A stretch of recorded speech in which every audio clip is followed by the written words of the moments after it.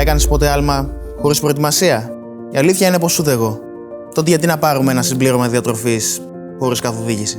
Στον αθλητισμό έχω μάθει κάτι πολύ βασικό. Τίποτα δεν γίνεται στη τύχη. Κάθε άλμα έχει πίσω του προπόνηση, ομάδα, καθοδήγηση. Δεν αποφασίζω μόνος μου. Το ίδιο πιστεύω πως ισχύει και με την υγεία μας.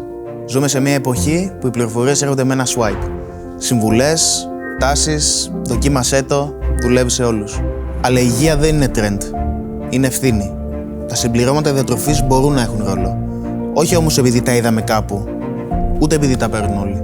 Ο ρόλος τους καθορίζεται με καθοδήγηση από τους κατάλληλους επαγγελματίες υγείας. Όπως εγώ πιστεύω με τον προπονητή και τον φυσικοθεραπευτή μου, έτσι και εδώ χρειάζεται γιατρός, φαρμακοποιός, διαιτολόγος. Οι σωστές επιλογές βασίζονται σε γνώση, όχι σε υποθέσεις. Γι' αυτό είμαστε εδώ με την Eviol.